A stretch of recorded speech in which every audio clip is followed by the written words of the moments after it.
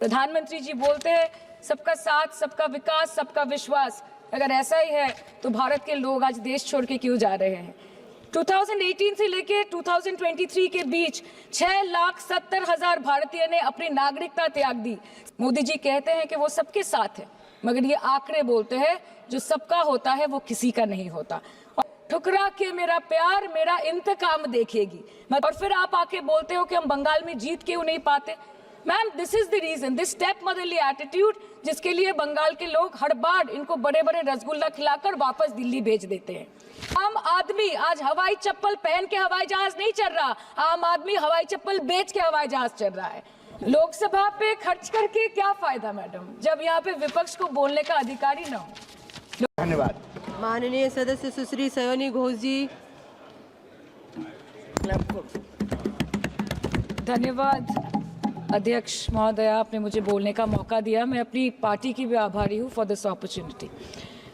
Madam, supplementary demand for grants is a constitutional pre-arrangement, and I agree that it should definitely not be objective. But it also raises the question as to why does the government need further allocation when it has not been able to spend what it already has.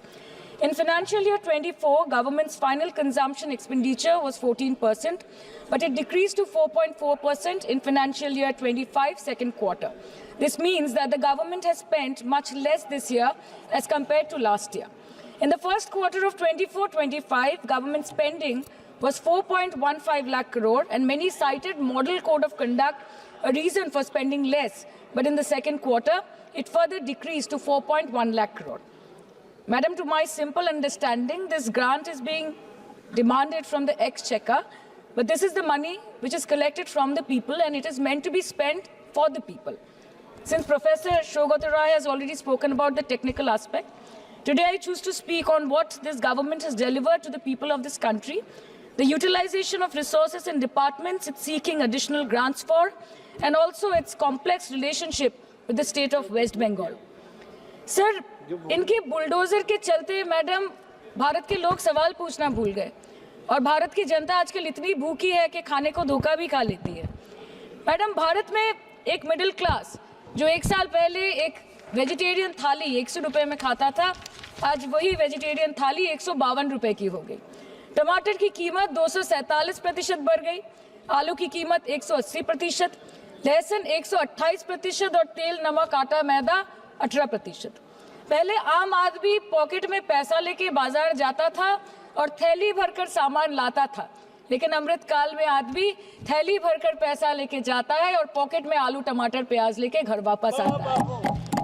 Sir, माननीय वित्त मंत्री ने पहले कहा था कि बहुत हो गई महंगाई की मार, अब की बार मोदी सरकार, और आज उनके विचार में inflation is an international problem, महंगाई एक अंतरराष्ट्रीय समस्या है। तो विश्व गुरु, विश्व बंधु इस अंतरराष्ट्रीय समस्या का समाधान क्यों नहीं कर पा रहे हैं? Ma'am, 74% of Indians are unable to afford a healthy diet. The household savings have plunged to a 50-year low. Around 48% of the households in this country are facing a financial crisis क्योंकि उनका खर्चा उनकी कमाई से ज़्यादा है। Is a 100-year high. The country's GDP growth rate for the second quarter 24-25 decreased to 5.4%, which is the lowest in 2 years. The government's total debt has reached a staggering 176 lakh crore, and the total debt is expected to soar up to 185 lakh crore by the end of the financial year. आज आपके उधार की वजह से हर हिंदुस्तानी पर 1.25 लाख का बोझ चढ़ गया, और आप उनकी मजबूरी को अपनी ताकत समझते हैं। बंगाल में ऑल इंडिया तृणमूल कांग्रेस की प्रदेश युवा अध्यक्ष होने के नाते मुझे हर दिन कई नौजवानों से बात करनी पड़ती है।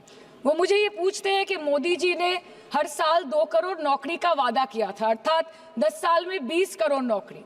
उन नौकरियों का क्या हुआ, उन वादे का क्या हुआ? मैं बस उन्हें यही कह पाती हूँ कि पत्ते तो झड़ते हैं उठाता है कोई कोई, वादे तो सभी करते हैं निभाता है कोई कोई। Ma'am, as per the latest report by CMIE, the unemployment rate has risen to 9.2% in June 2024 as compared to 4.9% in 2013-2014. Female unemployment rate is much higher at 18.5% in June 2024 as compared to 7.7% 2013-14. Around 37% of working women are unpaid. In rural areas, this figure is at a horrific 43%. प्रधानमंत्री जी बोलते हैं सबका साथ, सबका विकास, सबका विश्वास। अगर ऐसा ही है तो भारत के लोग आज देश छोड़ के क्यों जा रहे हैं? 2018 से लेके 2023 के बीच 6,70,000 भारतीय ने अपनी नागरिकता त्याग दी। सिर्फ 2022 में ये संख्या करीबन 2,25,000 की थी।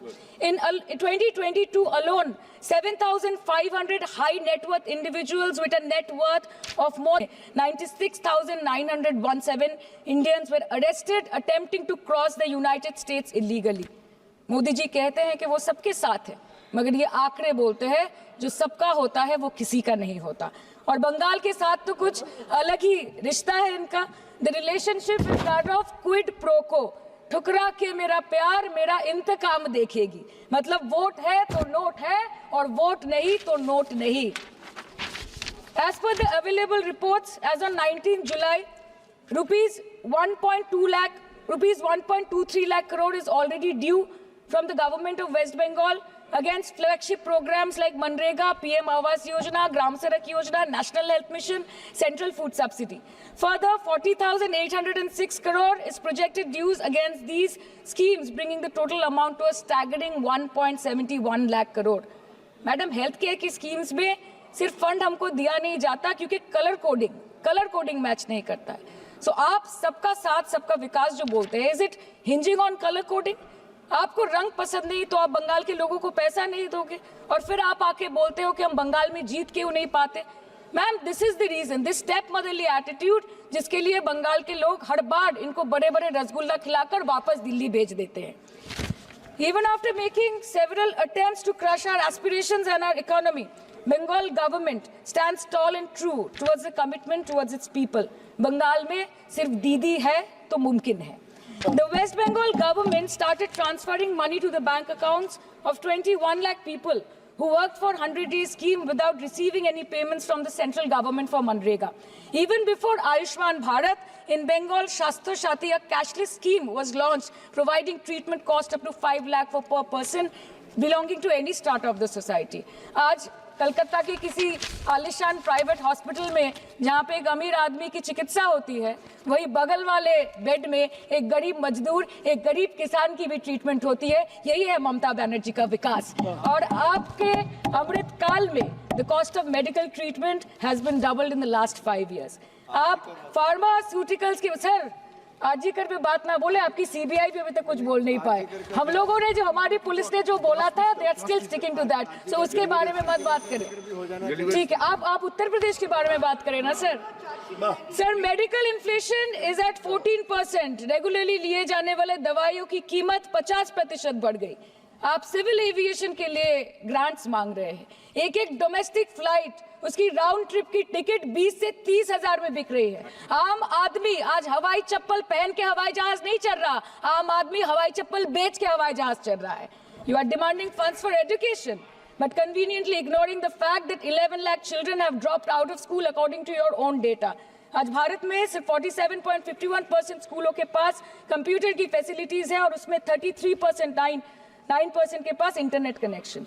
In law and justice, you are not being able to provide legal aid to more than 1% of the eligible population. In public enterprises, 5.1 lakh public sector jobs have disappeared in the last 10 years.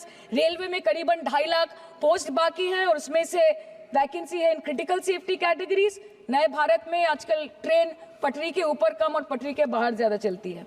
मुझे दुख लगता है इस सदन में ये कहते हुए मैडम कि मैंने अपने लोकसभा क्षेत्र जादवपुर लोकसभा क्षेत्र के लिए एक बारुईपुर कोबी सुभाष मेट्रो एक्सटेंशन की मांग की थी। मुझे डिपार्टमेंट से ये चिट्ठी मिली जिसमें उन्होंने लिखा है that this project is not economically viable and this project is unremunerative. तो आपको अगर सब जगह से पैसा चाहिए तो मुझे ये बात समझ में नहीं आती कि लोग खुद के लिए आपको वोट देते हैं कि आपके फायदे के लिए वोट देते हैं। मैं आपको इतना ही बोलना चाहती हूँ, दिस वॉज द रीजन, अपने प्रॉफिट के लिए आज इन्होंने सीनियर सिटीजन का कंसेशन भी बंद कर दिया और सीना ठोक के ये बोलते हैं कि 2022-23 अर्थवर्ष में हमने 15 करोड़ वरिष्ठ नागरिक से 2242 करोड़ कमाए। धन्यवाद माननीय सदस्य। मैं 2 बात और बोल के खत्म कर दूंगी कि लोकसभा पे खर्च करके क्या फायदा मैडम, जब यहाँ पे विपक्ष को बोलने का अधिकार ही ना हो। लोकसभा के लिए भी तो ग्रांट मांगा है ना मैम। और अभी सर बोल रहे थे कि बेटी बचाओ बेटी पढ़ाओ, तो 10 साल पहले मोदी जी ने लॉन्च किया था, लेकिन उसके 80% पैसे सिर्फ पब्लिसिटी और मार्केटिंग और एडवर्टाइजमेंट में खर्च कर दिए। आपके उत्तर प्रदेश, मध्य प्रदेश, राजस्थान में ना बेटी को पढ़ा पा रहे और ना बेटी को बचा पा रहे। बंगाल आए और देखिए कि ममता बनर्जी ने विधानसभा में अपराजिता एक्ट में बिल पास किया है, कन्याश्री किया है।